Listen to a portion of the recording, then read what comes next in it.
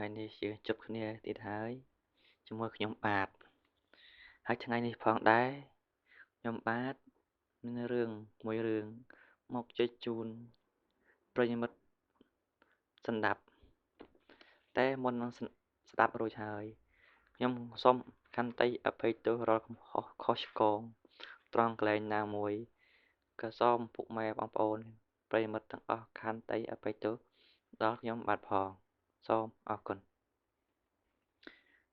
មានបងស្រីម្នាក់ឈ្មោះថាបងស្រីម៉ៃគាត់បាននិយាយថាពីមុនមកគាត់មានប្តីម្នាក់ហើយប្តីរបស់គាត់មិនដែលបានបំពេញក្តីសុខឲ្យគាត់ឲ្យពេញចិត្តម្ដងណាសោះហើយគាត់ប្រាប់ថាពីមុនមកប្តីរបស់គាត់ធ្លាប់បំពេញក្តីសុខឲ្យគាត់ពេញចិត្តខ្លះដែរតែមកដល់ពេលនេះគឺគាត់មិនដែលទទួលបានក្តីសុខពីប្តីរបស់គាត់ទាល់តែសោះហើយគាត់បន្តទៀតថាដូច្នេះហើយធ្វើឲ្យគាត់សម្រេចចិត្តសុំប្តីរបស់គាត់លែងគ្នាណាបងប្អូនបន្ទាប់ពីលែងគ្នារួចមកបងស្រីម៉ៃក៏នៅជាមេម៉ាយអស់រយៈពេល1ឆ្នាំបងប្អូនគាត់លែងប្តីហើយអត់ទាន់នឹងគិតគូររឿងយកប្តីទៀតទេគឺគាត់នៅជាមេម៉ាយហ្នឹងអស់រយៈពេល1ឆ្នាំបាទហើយបងស្រីគឺគាត់បានទៅធ្វើការនៅក្នុងហាងមួយកន្លែងហើយបងស្រីគាត់បាននិយាយទៀតថានៅកន្លែងធ្វើការរបស់គាត់នៅកន្លែងធ្វើការរបស់គាត់ហ្នឹងគឺមានបុរសជាច្រើនមកតាមស្រឡាញ់គាត់ហើយបងស្រីក៏មិនបានចាប់អារម្មណ៍ទៅលើបុរសទាំងនោះដែរបងប្អូនគាត់មិនចង់គិតគូររឿងស្នេហាអីទៀតទេព្រោះខ្លាចខុសបំណងរបស់គាត់អញ្ចឹងណាគឺខ្លាចនិប្តីមួយរបស់គាត់អញ្ចឹងហើយបងស្រីគាត់ថាមិនមែនគាត់មិនយកប្តីទេតែគាត់គិតថាខ្លាចយកប្តីហើយប៉ះចំប្តីបំពេញក្តីសុខឲ្យគាត់មិនគ្រប់គ្រាន់ទើបគាត់មិនយកប្តីទៀតបន្ទាប់ពីនឹងមកមានបុរសរៀងចំណាស់ម្នាក់បងប្អូនគាត់បានជួបនឹងបងស្រីម៉ៃមានអាយុប្រហែលជា55ឆ្នាំទៅ60ឆ្នាំបងប្អូនបានមកតាក់ទងគាត់បុរសនោះមានឈ្មោះថាអ៊ំប៉ែនបងប្អូនបានមកតាក់ទងគាត់បន្ទាប់ពីអ៊ំប៉ែនបានតាក់ទងជាមួយនឹងបងស្រីម៉ៃរយៈពេលបាន3ខែបងប្អូនឬយូរដែរនៅថ្ងៃមួយអ៊ំប៉ែនបានមកចូលក្នុងហាងគឺជាហាងដែលបងស្រីម៉ៃធ្វើការនៅទីនោះរាល់ថ្ងៃបងប្អូនអ៊ំប៉ែនបានមកចូលក្នុងហាងយ៉ាងយូរ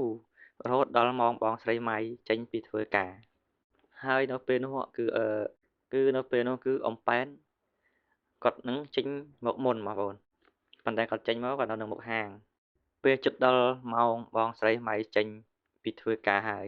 អ៊ំប៉ែនក៏ចេញមកចាំបងស្រីនៅនឹងមុខហាងហើយនៅភ្លាមនោះបងស្រីម៉ៃក៏ដើរចេញមកពីក្នុងហាងក៏បានឃើញអ៊ំប្រុសប៉ែន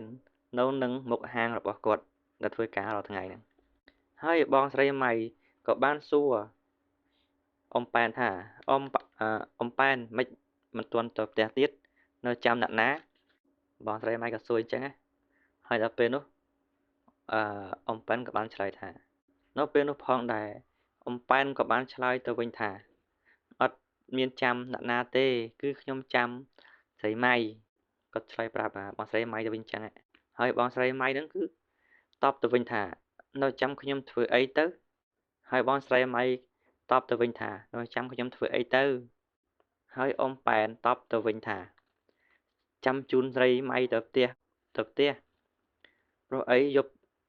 ជ្រៅហើយកុំឲ្យដើរតែឯងរៀងឆ្ងាត់ដែរចឹងបងប្អូនបន្ទាប់ពីនិយាយគ្នារួចមកបងស្រីម៉ៃក៏គាត់ព្រមឲ្យអ៊ំប៉ែនជូនទៅផ្ទះនៅពេលមកដល់ផ្ទះហើយបងស្រីម៉ៃក៏គាត់ឲ្យអ៊ំប៉ែនអង្គុយចាំនៅលើសាឡុងនៅក្នុងផ្ទះហើយបងស្រីម៉ៃក៏ដើរចូលទៅក្នុងបន្ទប់ដើម្បីប្ដូរខោអាវមកពីធ្វើការចេញ នៅពេលដែលគាត់ប្ដូរខោអាវរួចក៏ដើរចេញមកពីបន្ទប់វិញពេលនោះគាត់ដើរមកស្រាប់តែឃើញអ៊ំម៉ៃដេកលក់បាត់ទៅហើយពេលនោះផងដែរបងស្រីម៉ៃដើរមកបំរុងនឹងហៅអ៊ំប៉ែនស្រាប់តែអូនតូចរបស់អ៊ំប៉ែនក៏បានងើបឡើងហើយនៅក្នុងផ្ទះក៏ស្ងាត់មានតែពីរនាក់អ៊ំប៉ែនផងនោះធ្វើឲ្យបងស្រីម៉ៃចាប់ផ្ដើមមានអារម្មណ៍ជាមួយអ៊ំប៉ែនភ្លាមហើយបងស្រីម៉ៃក៏យកដៃរបស់គាត់លូកចាប់អូនតូចរបស់អ៊ំប៉ែនហើយអ៊ំប៉ែនក៏បានភ្ញាក់សួរស្រីម៉ៃថាតើស្រីម៉ៃចង់ធ្វើអីហ្នឹងហើយបងស្រីម៉ៃឆ្លើយថាខ្ញុំចង់នៅជាមួយអ៊ំប៉ែនបន្ទាប់ពីនិយាយរួចធ្វើឲ្យអ៊ំប៉ែនទប់អារម្មណ៍មិនបានផងនោះហើយបងស្រីម៉ៃនិងអ៊ំប៉ែនបាននៅជាមួយគ្នាពេញមួយយប់ហើយនៅយប់នោះផងដែរអ៊ំប៉ែនបានធ្វើឲ្យបងស្រីម៉ៃពេញចិត្តជាខ្លាំងនិងមានក្តីសុខពេញមួយយប់ហើយបងស្រីម៉ៃក៏បានពោលប្រាប់ដល់អ៊ំប៉ែនថាខ្ញុំមិនធ្លាប់បានទទួលក្តីសុខដូចជាអ៊ំប៉ែនបានផ្ដល់ឲ្យខ្ញុំបែបនេះទេនេះហើយជាក្តីសុខដែលខ្ញុំចង់បានណាមួយគាត់មានម៉ាយផងណាត្រឹមតែមួយយប់ទេតែអ៊ំធ្វើឲ្យខ្ញុំជាប់ចិត្តនឹងអ៊ំហើយបន្ទាប់ពីបងស្រីម៉ៃពោលពាក្យប្រាប់អ៊ំដូច្នេះហើយអ៊ំប៉ែនក៏បានញញឹមចាប់តាំងពីពេលនោះមកពួកគាត់ទាំងពីរនាក់ឧស្សាហ៍តាក់ទងគ្នាជាញឹកញាប់ហើយបាននៅជាមួយគ្នាជារៀងរាល់ថ្ងៃបាទដូចខ្ញុំមានតែប៉ុណ្្នឹងទេ